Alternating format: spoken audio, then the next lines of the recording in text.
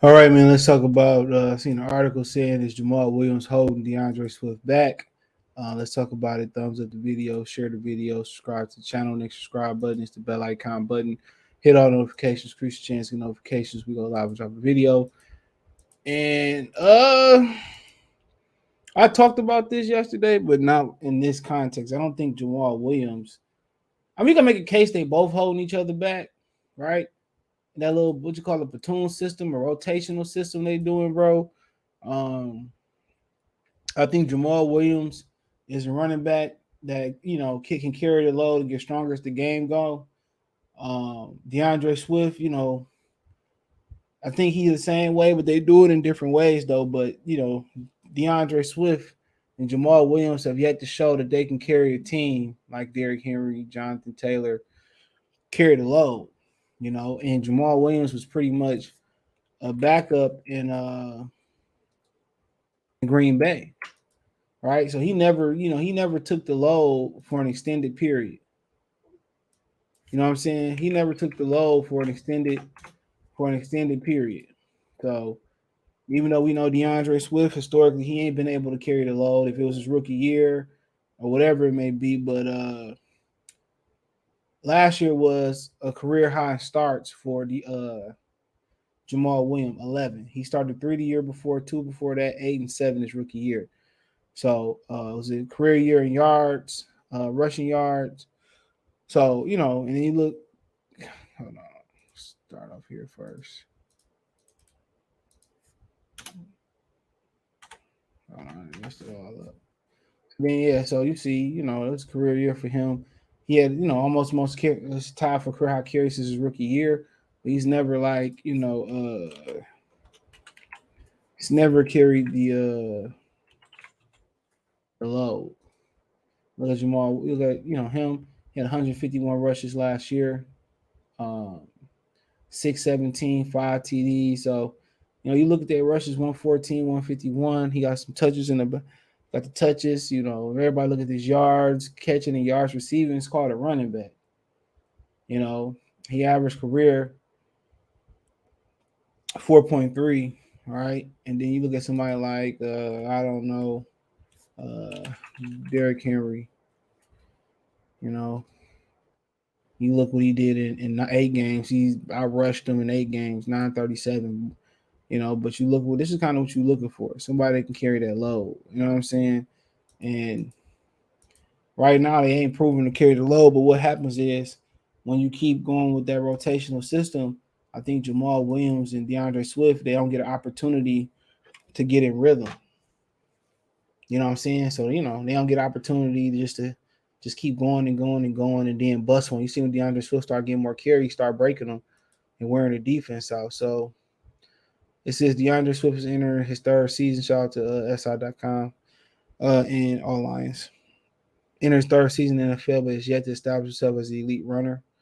While highly effective in the passing game, Detroit's former second-round pick only recorded 200-yard games last season. Injuries have hampered his development, but the presence of Jamaal Williams on the roster has also taken away rush attempts and targets in the passing game. In a recent ranking of each NFL team's triplets, CBS Sports ranks the Lions tandem of Jared Goff, Swift, and Williams 24th. As an NFL writer, Jared Dublin explained, quote, the best thing you can say about Goff is that he won't kill your offense. Most of the time he can keep the train running on time if everything around him is working perfectly. Given a strong offensive line in Detroit, he likely won't crater the Lions offense, but he won't lift it above where the talent level dictates it should be either. Swift is an electric catching presence out the backfield and could do more in the running game if allowed to pull more of the backfield away from Jamaal Williams. Hockenson has yet to have a true breakout season. Many people been predicting, but he's probably a top 10 pass catching tight end at the moment. Okay, read that line again, right? It says Swift is a electric catching passes out the backfield could do more in the running game if allowed. He was allowed. He got hurt every time they stepped his load up. He got hurt. So it's not being allowed. He's not capable of carrying the load physically. He's not capable of carrying the load. This is what you get from people who don't watch the games. He's not capable. They ramped up giving him the football. He got injured. think it was the Cleveland game. I think it was the Cleveland game. That's Mason. I think it was the Cleveland game and the Pittsburgh game. And then they went into like Chicago and he got injured on Thanksgiving, bro. You know what I'm saying? So you can talk about everything you want to talk about Swift. He's been given an opportunity. Every time he step it up, he's not physically, meant to be he's not physically meant to step it up. I mean, shoot, hold on.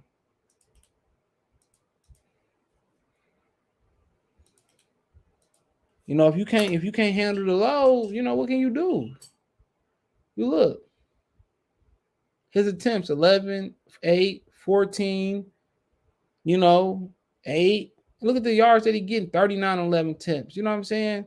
51 on 11 attempts. 13, 24 rushing yards.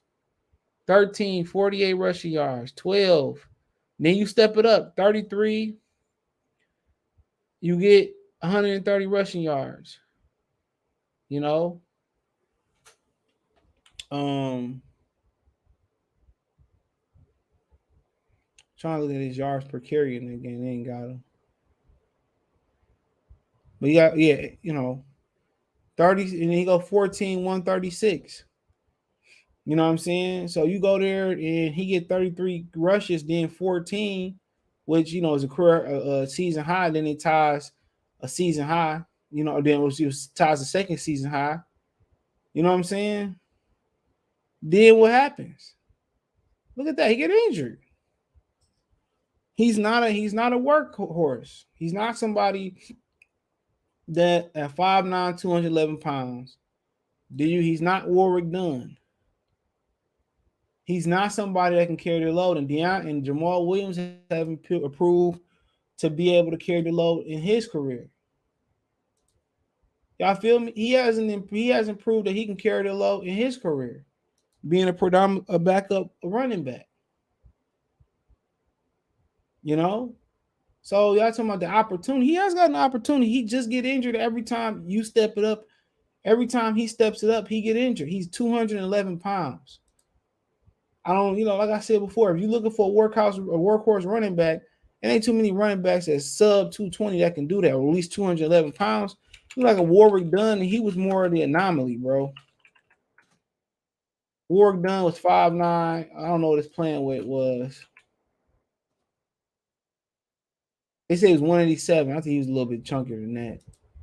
But he knew, if you watch the career of Warwick Dunn, he knew how to take punishment. He knew how to roll the it was 180. He knew how to roll the hits that was coming off him. It was a good little like video they did about it. You can look it up. He ain't Warwick Dunn. That's an anomaly. He has proven that he cannot carry the load. He's a complimentary back. And like I said before, it's time to get the reins over to Craig Reynolds. See what he can do.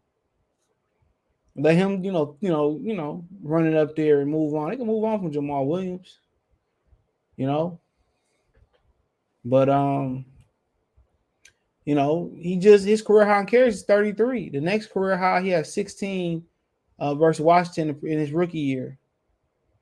He has 300-yard rushing seasons, 2 coming last year, 1 coming his rookie year.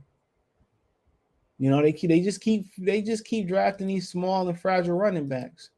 When obviously Jonathan Taylor was what they needed, but yeah, all that catching out the backfield, that's cool.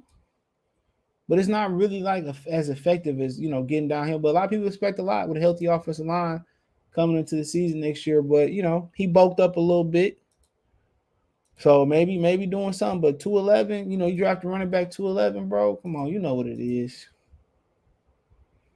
You know what it is. You know what it is. He's too small.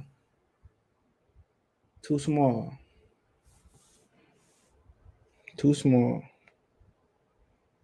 Too small. But I mean.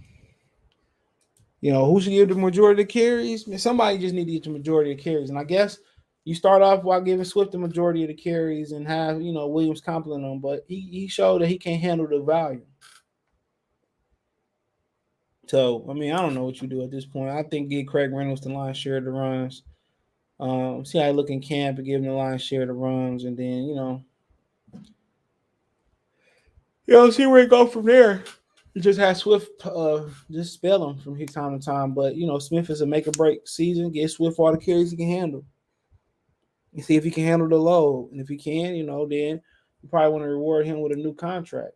So maybe the new bulk might change something up. I mean, it might not, it might slow him down, might be perfect, might be just somewhere in the middle. Who knows? But I'm not sure that Williams is taking away opportunity. I just don't. I just think Williams and Swift have been proven to be uh, first string running backs and can handle the entire load. So we'll see. I think whoever can carry the load and be effective. And even Williams got injured last year too. So it is what it is. Let me know what you girls and guys think. Thumbs up the video, share the video, subscribe to the channel. Next subscribe button is the bell icon button. Hit all notifications, increase your chance to get notifications. We go live, drop a video. Financially, you want to support the channel, Cash App, $ CJ Good 313, Venmo CJ Good 313, PayPal link description. Check out Detroit Lions Talk playlist for more videos like this. You can find me on Twitter, Facebook, Instagram. If you got a business question, inquiry, response, or video request, all my social media links, description. But like I said before, man. I mean, it's now or never for Swift, But saying that he hadn't got the opportunity is hogwash. That's a bold faced lie. He has. He just every time they step it up, he get injured. So, yep, it is what it is. But hey, let me know what you girls and guys think. Thumbs up the video, share the video, subscribe to the channel. Check out the Detroit Lions Talk playlist. Don't forget to check out my main channel right here on YouTube, Goodfellow TV, for more sports, music, news, and entertainment. It's Goodfellow TV. Peace.